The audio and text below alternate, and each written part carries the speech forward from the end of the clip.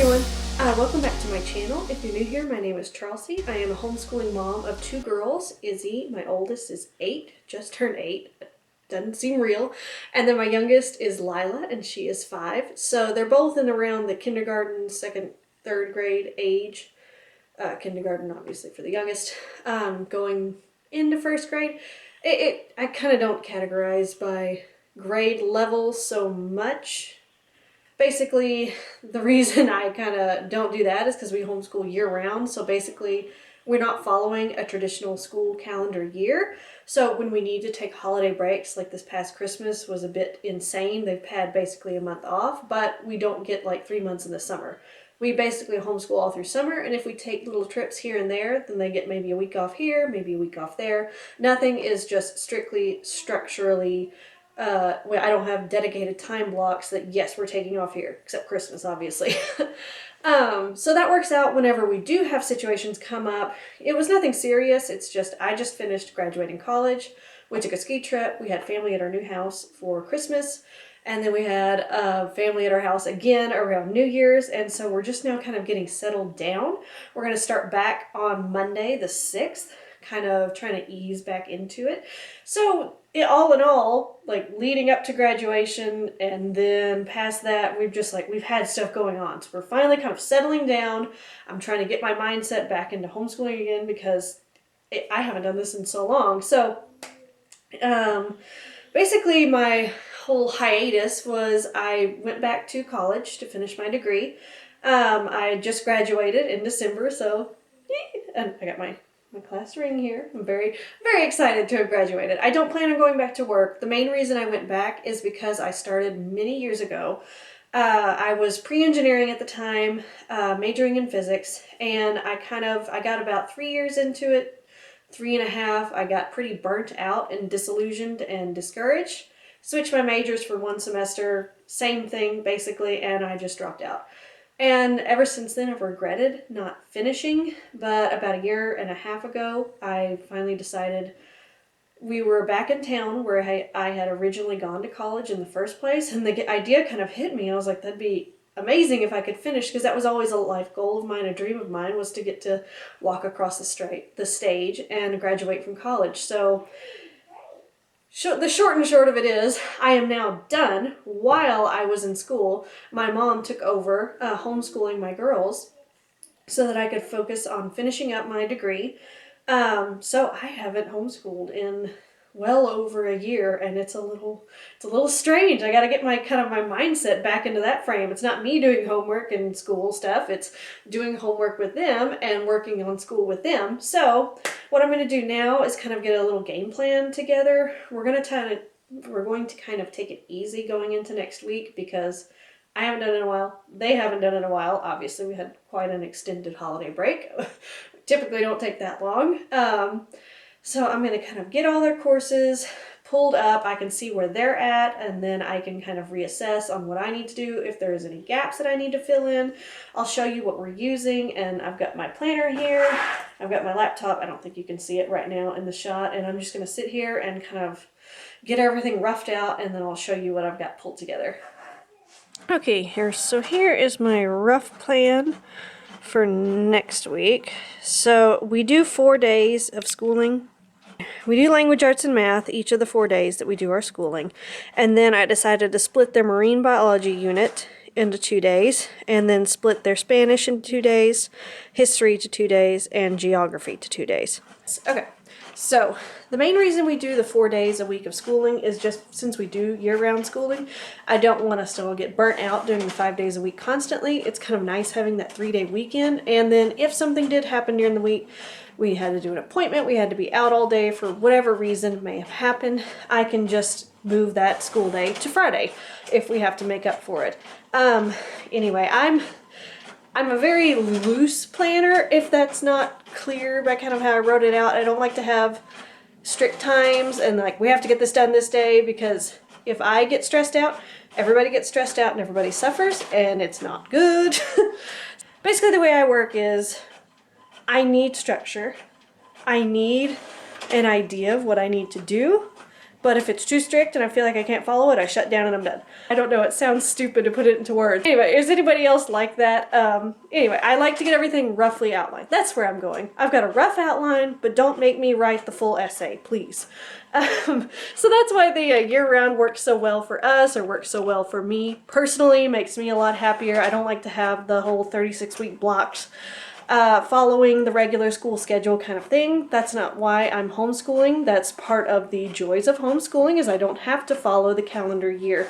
I mean, at least in Texas. I know in some states that's all you can do, and that's just how it has to be. And we're in Texas, and the laws are not extremely strict on you have to follow the calendar year, you have to put in assessments and things like that. We can just take it at our own pace. So I will show you now the different courses that we are doing with the girls. This one is new. I'm sure you can hear the printer. Oops. I'm sure you can hear the printer in the background right now, but basically we've got, this is the teacher's manual. I ordered it, I believe, on Thrift Books, so I got it a lot cheaper, and then I got the PDF version of the student manual to go with it, which I've got printing over here right now, so hopefully nothing bad happens on that. So we're going to try to put that in 2 days a week. Izzy, my oldest, loves geography. So in her language arts curriculum, which I'll show you in a minute, they cover geography every now and then. And every time they get to a geography section, my mom told me she would just flip out. She loved it so much. So I bought this, and I'm hoping it'll be a good one for us. So anyway, we'll see.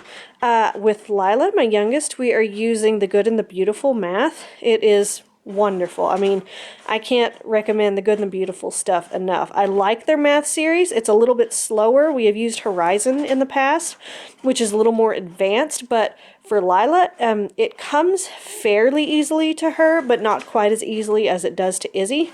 So I think this breaks it down, makes it, or takes it a little bit slower. They always have free, oh, look at her little handwriting. They always have free, they always have samples. Good grief. They always have samples online, so you can look at the Good and the Beautiful curriculums for all of their courses. But I really recommend mainly from the Good and the Beautiful. I like their math, but their language arts is where they just truly shine. I love their language arts and literature.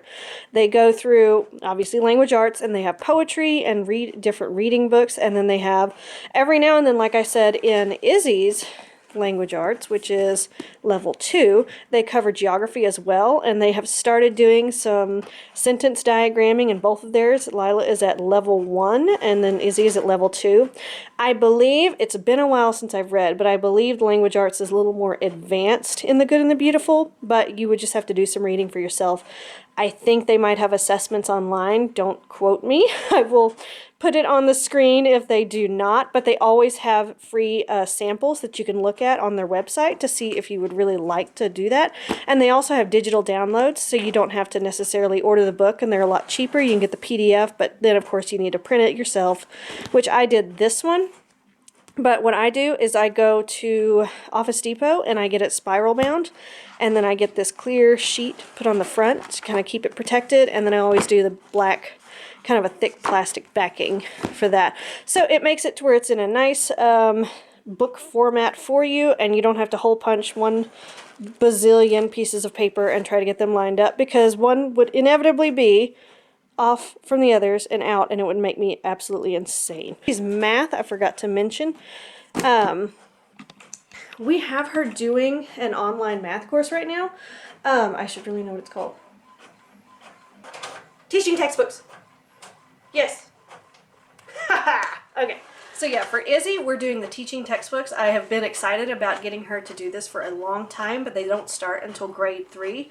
Now, technically, she just turned 8, so she would still be categorized as a 2nd grader, but she is very strong in her math skills, and we were doing Horizons with her, and every book she got, I mean, every new concept she learned extremely quickly. She was moving through them at lightning speed, doing several lessons a day, and so I thought, okay, this grade 3 on the teaching textbooks, let's just try it out. Now, it was a little different when we first started it, because it seemed like we regressed a lot from what she had already learned, because she was already doing addition in the thousands in Horizons and doing her times tables and things like that. So it started pretty slowly on the teaching textbooks, but it built, and it taught her different terminology that is used in math specifically. that I thought was very beneficial. So yes, it slowed her down on the math. It had her back to doing like 1 + 9 and, you know, different things like that, stuff she did in like kindergarten basically. But to me, the slowing down was worth it. And now that she's gone through a lot more of the lessons, it's back up to where it's more challenging for her now. So I think it was a good thing that we did that and went ahead and slowed down, because that's one thing Horizons doesn't do. It doesn't really go into terminology or anything like that. It's just an open and shut book. You do the work and then you're done. But so far we have really, really been enjoying the teaching textbooks. Plus, it's all online and they keep track of her grades there, and she's always super excited to do her lessons. Okay, and then this is another new addition for me. I got a child's first book of American history. I read a review about it on Kathy Duffy's website. We've had trouble finding anything for history, so I'm just giving this a try. It's basically a storybook format, so there's no like work sheets or anything necessarily that goes with it. I've struggled to find any history curriculum that we've really taken with, so we're just going to give this one a try and see how it goes. And then I will probably, as we go through, come up with ideas here and there on activities we can do based around what we read. Yeah, but like I said, I've had so much trouble finding any history curriculums that we like. So if you have any recommendations, I would really, really appreciate it. I did look at The Good and the Beautiful. I'm not sure if we're quite ready for it yet because it seemed extremely involved, and since they're both still so young, I didn't know if it was really time for it or not. And then for our science unit, we're doing marine biology that is also through The Good and the Beautiful. We've done their arthropods unit, and we really enjoyed it. I really like the way they lay out their science units, so we're going to be touching on that twice a week so far, if my plan holds. But yeah, that's all of the courses that we have currently. Oh, wait, I forgot. Okay, and also for, we're going to start doing Spanish with them this year. Rosetta Stone now offers a homeschool curriculum that they do online, so you can sign up for that. So I've got to actually get on my computer today and go ahead and get us signed up for that. But we're really excited. Well, I mean, Mommy and Daddy are. I don't know about these two, but I think they will be. My husband, Tyler, he is fluent in Spanish, so he'll be a big help for us. I'm going to sit and try and learn it too. I think this will be good for the three of us to go ahead and go through that together. But anyway, well, I'll let you know as we go through it if that's something that I think is worth investing in. But yeah, that's everything I have for you guys today. I hope you enjoyed coming along with me in my planning to go back to school during the new year, January 2020. And basically a brand new year for me because I haven't done it in so long, so we got to get back in the groove of things. Y'all excited to homeschool with Mama again? Uh-huh. Yeah? Can y'all tell everybody bye and see you next time? Bye. Bye. See you next time.